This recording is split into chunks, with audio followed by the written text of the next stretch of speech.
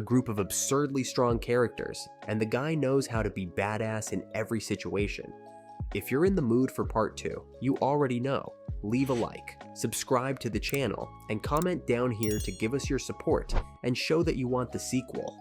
Without further ado, let's get to it. At the beginning of it all, a group of 6 friends decide to become adventurers. Their goal? To travel the world in search of treasure chests, conquer riches, and achieve glory. One of the boys, Mills, makes it clear that the group's only goal is to become the world's greatest heroes.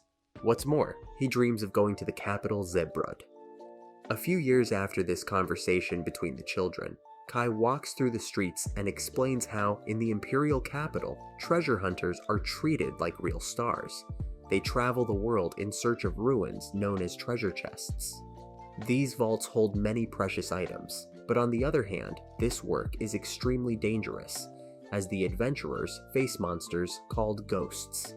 As Kai walks around the capital, he mentions the First Step Clan, a highly respected elite group. They are currently conducting interviews in a bar with the aim of recruiting new members. Kai takes the opportunity to explain the importance of clans. They function as societies where members benefit from each other.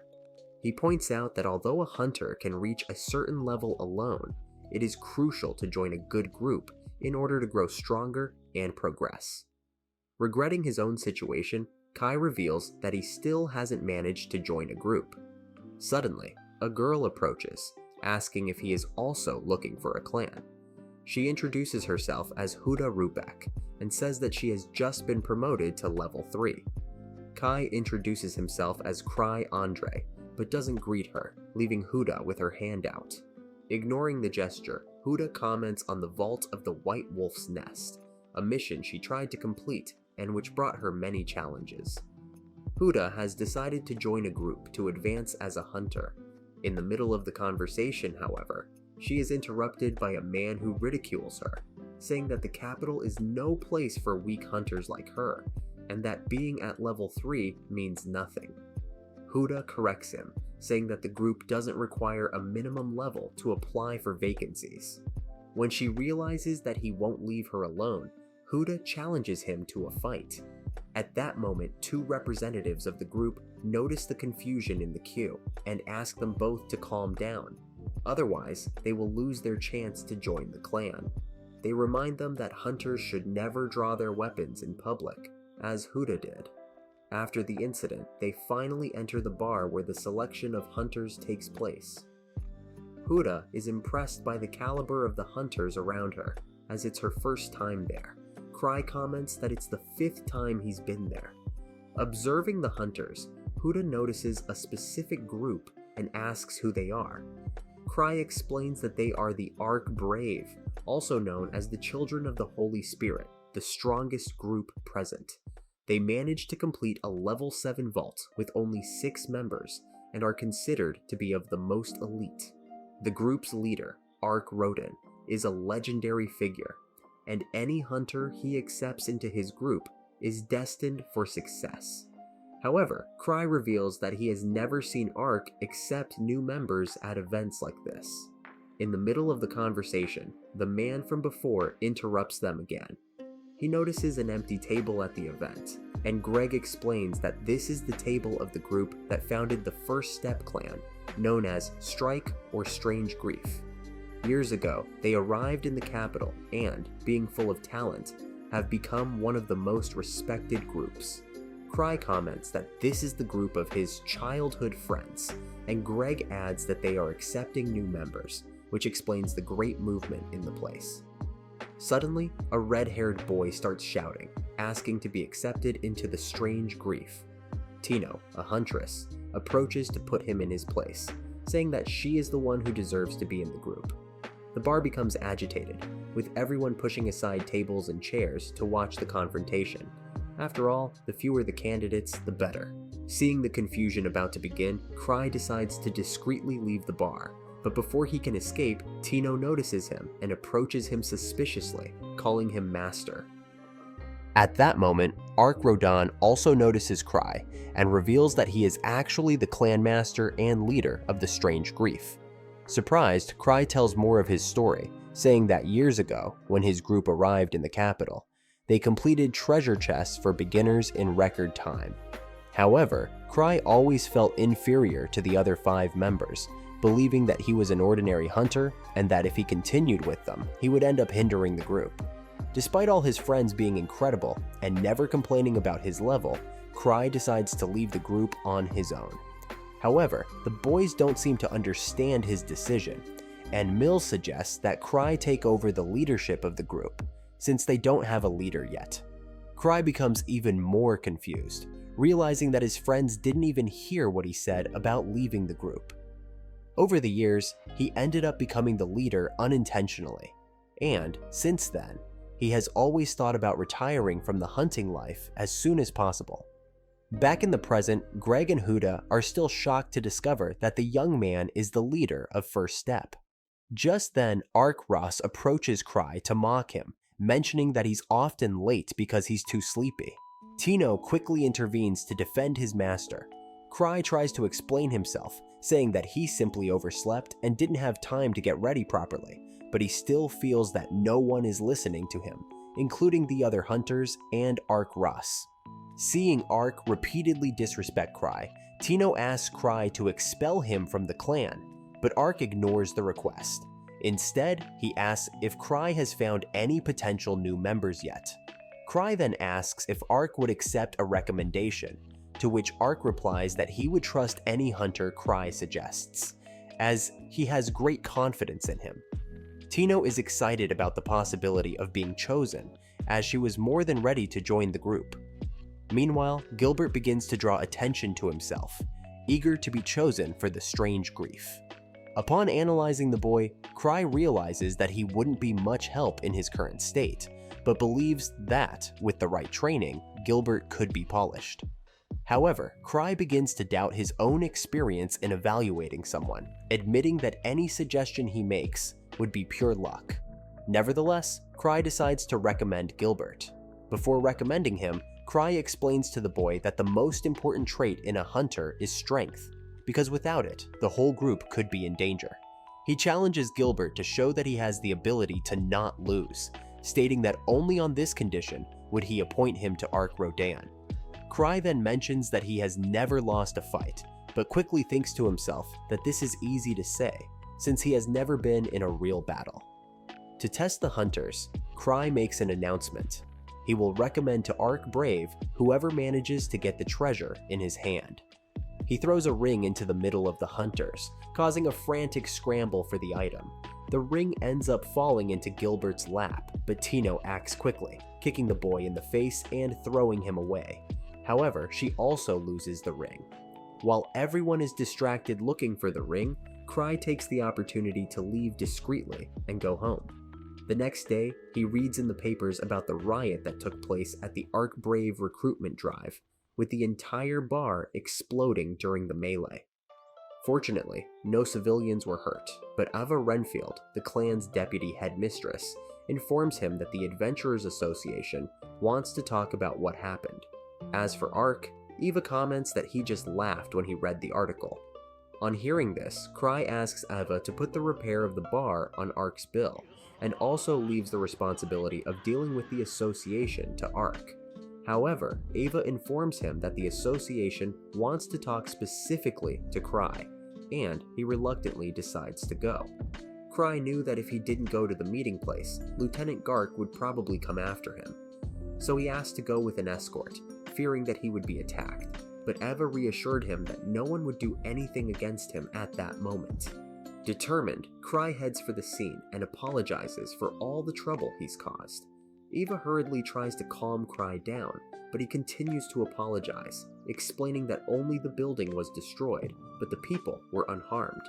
Gark then explains that, despite not having received an official complaint, the First Step clan needs to set an example for the other hunters. That's why he can't just let Cry get away with this.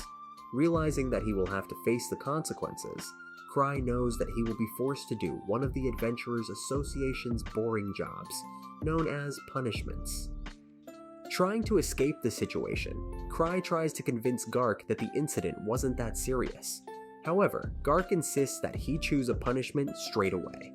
Cry, without much choice, chooses a level 3 mission called Bone Collection. When he leaves, Gart comments to his secretary that Cry, despite everything, still has the same energy as always, and that he has chosen one of the most dangerous missions, regardless of the consequences. Meanwhile, Cry meets Tino and discovers that she was the one who found the ring he threw in the previous confusion.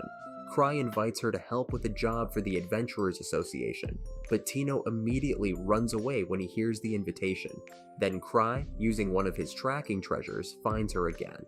Tino, annoyed, complains that she would have liked to have been taken for an ice cream, but Cry reassures her that she won't have to go on the mission alone. Cry explains that she will form a group with Huda to complete the level 3 mission, watching everything with a sadistic smile. Cry, who is reminiscent of the protagonist of Eminence in Shadow, or a true master of deception. In a flashback, Cry recalls his first days as a hunter in the capital with his childhood friends. Soon after arriving, he expresses his concerns, saying that he feels he is a burden to the group, and that perhaps he should go home. Luke, one of his companions, reprimands him, saying that he is worrying too much about something trivial. To show his confidence, Luke steps forward and kicks in the guild doors, raising his sword and challenging the best swordsman in the place to come forward.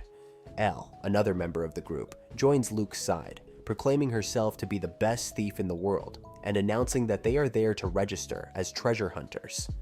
During the conversation, Luke says that a man's true strength lies in his usefulness, and not in the weapon he wields. That's why he uses a wooden sword, which he says makes him the strongest swordsman of all. Meanwhile, Cry continues with the group's registration procedure until the receptionist asks him to choose a name for the group. Realizing that they hadn't thought of it yet, Cray sees an opportunity to get rid of the burden and proposes a strange and ridiculous name on purpose: Strange Griff. He hopes that with such a weird name, people won't take the group seriously, making it easier for them to leave. However, his companions surprise Cry by praising the name he has given them, trying to motivate him to stay in the group. Even with this peculiar name, the Strange Griff group achieves great success, reigning in the golden age of treasure hunters and gaining prominence, including Cry, who becomes a valuable member. Back in the present, Greg is still incredulous and wonders if Cry really is the leader of the Footprints clan. The people around them begin to praise him, calling him 1,000 Tricks, a very famous level 8 hunter. Tino, for his part, asks everyone to kneel before the master, now that they know who he really is. Cray, a little uncomfortable, asks her not to exaggerate too much, explaining the origin of the nickname 1,000 Tricks. Cray explains that 1,000 Tricks was the second nickname he received as a leader of the Strange Griff clan. Leaders who stand out end up winning special titles from the association and become idols. On hearing this, Gilbert expresses incredulity, saying that Cry couldn't possibly be 1,000 Tricks, as he doesn't look like someone who trains that much. Tino gets angry and teases the boy, but is quickly reprimanded by Cry. Even so, she makes it clear that she can't imagine working alongside Gilbert, since he only talks and doesn't really act. Gilbert, for his part, continues to challenge Cry, saying he doesn't believe he's level 8. Greg intervenes, calling Gilbert an idiot for trying to start a fight he can't sustain. Cray, however, ignores the boy, leaving him free to think what he wants, and asks Greg and Huda to help with the mission. He also suggests that Tino seek help from the clan if necessary. When he has finished what he has to do, Cry prepares to leave, but Gilbert challenges him again, proposing a fight and saying that if Cry defeats him, he will join the mission. Cry accepts the challenge, but asks Tino to fight in his place. As they come face to face, Gilbert remembers the mistake he made on the day of the ring, but promises he won't make the same mistake again, declaring that he will fight with everything this time. Tino, for his part, warns her that even though he is level 4, he will not defeat her so easily, making it clear that although he considers himself inferior to his master, he will not lose to Gilbert. To prove her confidence, she drops her weapons and decides to fight only with her hands. Cry observes the scene and recognizes that Tino isn't entirely wrong, as she really does seem to be stronger than Gilbert. However, he mentions that the real problem is the Purgatory Blade that Gilbert carries. Feeling underestimated, Gilbert decides to fight without his weapon too. As the fight begins, Tino surprises everyone by turning Gilbert into a bird with a sharp kick to the face. Gilbert, furious, tries to counterattack, but Tino overpowers him, pinning his arms and warning him not to disrespect his master again if he doesn't want to feel any more pain. Finally, she defeats Gilbert with a single blow, impressing everyone with the strength of the strange Griff clan. At that moment, Gilbert remembers his past, when he trained hard to become a hunter. Ever since he was a child, he had beaten adults at swordsmanship, which motivated him to continue his training intensely. On arriving in the capital, Gilbert formed a group and began to conquer various treasure chests, gaining confidence to the point where he believed that no one could defeat him. However, seeing that he was still willing to fight, Tino suggested that he use his sword. Gilbert refuses at first, but soon admits that in a real battle, Tino would easily defeat him. Cry observes the situation and realizes that Gilbert has probably left his old group because of the difference in strength between them. On hearing this, Gilbert asks how Cry knows this. Cry replies that he's been through the same thing, but Gilbert misinterprets everything, believing that Cray is the strongest of the group and is staying with them out of generosity, supporting weaker people. When Cry examines Gilbert's sword, he is excited to test the blade and finds that it is a good weapon, albeit simple. Seeing the flames emanating from it, Gilbert is surprised, as he had never managed to awaken the full power of the Blade of Purgatory, even though he owned it.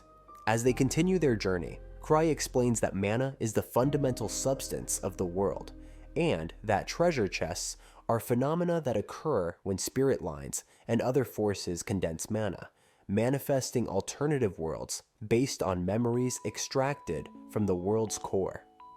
He mentions that the White Wolf's Nest is one of these vaults, originally inhabited by lupine monsters called Silvermund. This species became extinct due to rampant hunting for their fur, which resulted in the creation of a vault in this location, along with a bloody wolf ghost. As he describes all this, Cry begins to feel a chill run down his spine, as he understands that the place was generated from the vengeful feelings of the extinct race of wolves. After hearing Cry's explanation about the level 3 safe and its security, being in 4 people, Evo changes the subject and comments on the impressive display of skill he gave with Gilbert's sword. Cray, however, plays it down, saying that the Purgatory Blade is easy to handle, considering that Gilbert himself was able to use it without much practice. Cry then ponders buying the boy's sword, but Evo reminds him that he already has several relics and that it would be a waste to acquire another one. In addition, she mentions the loan he had already taken out from Citra, warning him to be more cautious. After this conversation, Cry meets up with his friends, one of whom mentions a ghost that appeared on the road north, destroying an entire caravan, even with an escort. The Knights of the Third Order began recruiting people to hunt the creature, which, according to witnesses, looked like a wolf. This leads them to believe that the ghost came from the White Wolf's Nest. Upon hearing this, Cry is in denial, trying to convince himself that it's all just speculation and that Tino will be fine. However, his friend comments that the strength of the White Wolf's Nest ghost has increased unexpectedly, to the point where they are considering raising the level of the vault. Cry's concern grows, especially when he discovers that a high-level wizard and his partners have also disappeared in the area. Disguising his concern, he tells his friends that he sent Tino there, only to intensify his training. After the conversation, Cray decides to go out for a breather and calms down, telling himself that Gilbert is a skilled swordsman and that, with the Blade of Purgatory in hand, he'll be fine. However, he worries when he remembers that the boy was carrying the sword after Cry used it. Meanwhile, Tino and his group realize that the place is really dangerous. Tino believes that everything has been calculated by Cry, who must have a plan in mind to send them there. However, Greg disagrees with this deduction and reminds Tino that they only met yesterday, showing that he doesn't fully trust Cry and his intentions. Cray begins to realize that he has sent his group on a mission without planning properly, With the time running out, he realizes that there's no longer any way to call for help and decides to go after them alone. Meanwhile, Tino and the other members of the group come across a giant ghost in the shape of a wolf, who surprises them by being equipped with armor and a sword. Back in the city, Cry gathers some specific relics that he believes are necessary and puts them in a giant sack, preparing to go to meet his allies. On the way, he is confronted by Ava, who questions what he is doing with that huge sack. Cray, trying to disguise himself, makes up an excuse, claiming that he's just going out for a walk. Ava, however, quickly realizes that he is going after Tino and the group. Nevertheless, Cry insists that he is only going out to explore and, without further ado, activates a relic that allows flight, leaving Ava behind. As she watches Cry walk away, she remembers one major flaw with this relic. Although it allows a person to take off and continue gliding, there is no method of pausing or landing safely. Ava wonders how Cry intends to solve this. Meanwhile, in the past, a week after the Strang GFF began operations in Zebru's capital, Cry remembers a conversation in a tavern with her childhood friends. One of the girls mentioned how they had found a Cyclops in a level 1 vault, which completely surprised her. After all, Cyclopses are monsters usually found at much higher levels, such as 4. Overhearing the conversation, a drunken man approached and, not believing what he was hearing, said that a creature of that level would never appear in a goblin cave. Curious, he began to ask a series of questions about Cyclops, until one of the girls revealed her handbag, showing Cyclops' eye as proof. When the man saw it, he was startled and shouted. Back in the present, Huda, also in shock at the creature they are facing, comments that the monster seems too strong to be in a level 3 vault. He warns Greg about the situation. Greg, for his part, wonders why Gilbert's sword isn't on fire. Gilbert then explains that the Sword of Purgatory has run out of mana, and that since Cry used it to unleash a huge fire attack, it has been depleted. Since Gilbert can't recharge the sword himself, it's currently unusable.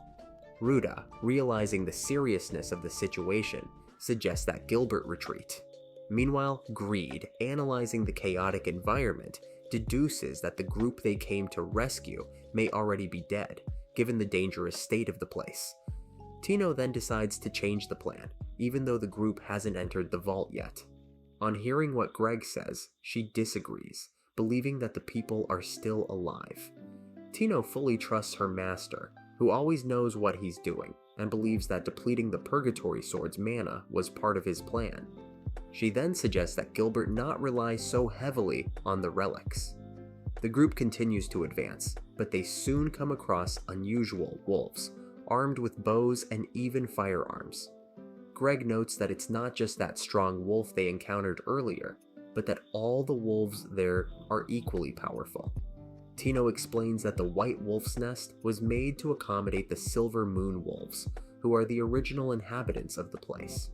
However, when she notices how much the wolves have grown, she deduces that they are less agile, making them easy prey. Determined to attack head-on, Gilbert believes it will be more advantageous for the group. Even without mana, the Sword of Purgatory is still much more powerful than an ordinary sword. On hearing this, Tino calls him an idiot, but he insists on his strategy. Tino, as the leader, reinforces that her priority is to make sure that everyone comes back alive, since that's the least her master expects of her.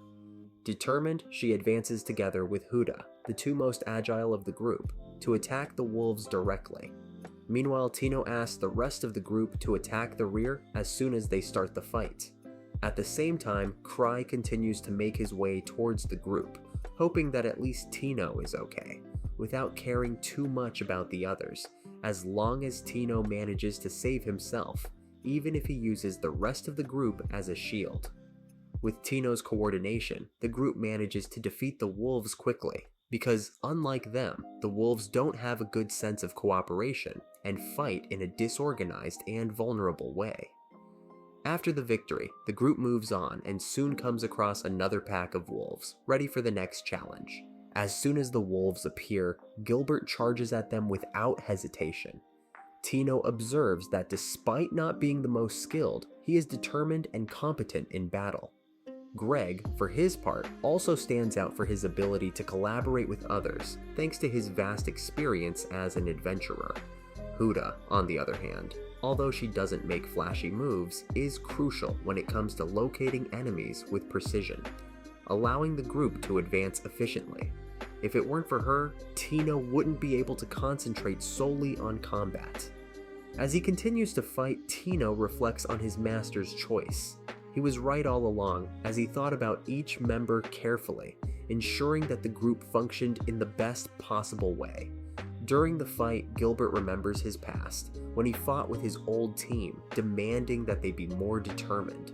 One of the members explained that they couldn't keep up with him, and frustrated, Gilbert ended up leaving the team. At the time, he didn't recognize his colleagues' efforts, he just saw the growing power gap between them. Now, he regrets not having valued his friend's efforts, and regrets his impetuous attitude. After defeating the wolves, the group continues to advance, reaching a larger area. Tino touches the wall and feels the presence of something nearby. She deduces that it's the boss of the place. Greg, worried, asks if they shouldn't run away, but Tino is firm. They've come this far without any injuries, so she believes they can face the challenge. She stresses that completely safe missions don't lead to growth. Sometimes it's necessary to take risks in order to evolve as adventurers. Greg, although worried, admits that Tino has a point. He always freezes in front of monsters he finds impossible to beat because of the memories of the friends he has lost. Tino realizes that even this was part of her master's plan, Cry. She believes that he sent Greg on this very mission in order to make him grow as a hunter. For Tino, her master is almost like a god, and she says with conviction that nothing in the group was done by chance. Everything followed Cry's infallible plan. On hearing this, Huda asks why Cry chose her to be part of that group. Tino jokingly suggests that he may have chosen her because he liked her attributes, but she quickly puts these matters aside and moves on, determined to find the boss as soon as possible. Meanwhile, Cry continues to look for them, but still can't find them. He begins to think that he may have arrived too late. When he finally enters the wolves' lair, he injures himself by crashing into a wall, as his relic has no brakes. Nevertheless, he tells Tino's group about his arrival. Finally, the group finds the boss of the place, and the battle begins. Everyone works together, cooperating efficiently. During the fight, Tino observes Huda and realizes that the girl fights with impressive courage, showing no fear. This makes her an incredible hunter in Tino's eyes.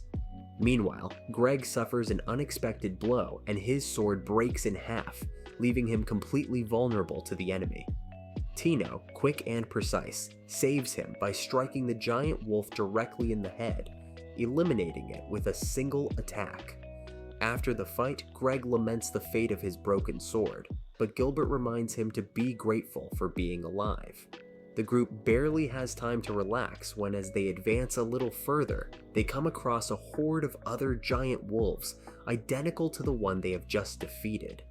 Seeing this, Tino begins to question his master's plans, admitting that this second wave of enemies is overkill. She decides to retreat and tries to lead the group down a passage to the right, but before they can do anything, one of the giant wolves blocks the exit, preventing their escape. At this point, Gilbert and Greg make a brave decision. They offer to act as bait, allowing Huda and Tino to escape. They know it's better to sacrifice a few than to risk everyone dying out there. Upon hearing Gilbert and Greg's words about sacrifice, Tino initially questions whether this is what her master really wanted. However, she quickly reaffirms her decision, saying that no one there will sacrifice themselves. She asks everyone to support her, as she plans to focus her attacks on the wolves' eyes. With this strategy, one of the wolves begins to struggle violently and accidentally hits Gilbert, who was advancing without caution. Tino loses hope, feeling that this could be the end of one of them. However, in the midst of the chaos, Cry finally appears, falling directly on top of the giant wolf and knocking him down with the impact. The other wolves try to attack Cray, but he reacts quickly, hitting one of the wolves with his safety ring. To everyone's surprise, the monster gets up as if the attack had had no effect. Without hesitating, Cry uses another relic, creating a cloud of smoke in the area. Taking advantage of the confusion, he orders everyone to run as fast as possible. While everyone is running away, Tino notices that Huda is lagging behind, running with difficulty. Worried, Cry hurries the group along, but Huda explains that she's injured and can't keep up. When he realizes how serious Huda's situation is, Cry apologizes for not noticing her before. At that moment, Tino remembers the day he met Cry. She had been captured by two men in the street who were planning to sell her into slavery. In desperation, Tino cried and cried out for help until Cray and the other members of the STR Griffin Guild showed up to save her. When she asked the name of her savior, Cray preferred to remain silent, as he didn't consider himself important enough to say his name, even if, for the others, he was someone of great value. After that event, Tino became a big fan of Cry and the STR Griff Guild ever since she was rescued, even calling him God at the time. Back in the present, Greg and Gilbert thank Cry for saving them, but Tino, with a sad look on her face, regrets not having been able to carry out the mission alone. Huda intervenes in Tino's defense, pointing out that she did her best. If it hadn't been for Tino's leadership, the group would already be dead. Cry, for his part, approaches and apologizes for putting them through that. He also acknowledges Tino's efforts by observing her injuries and healing her with one of his relics. Greg then mentions the bosses they left alive at the site, but Cry interrupts, saying that the focus now should be on getting out of the White Wolf's nest as quickly as possible. The problem is that as they walk away, Cry realizes that he has no idea where the exit is. Even so, he tries to keep his composure, and everyone continues to follow his lead without realizing that he too is lost. This situation ends up being hilarious, with Cry trying to disguise his lack of direction while the group blindly trusts him. If you're enjoying these unusual situations, don't forget to leave your like and subscribe to follow part 4. See you in the next video.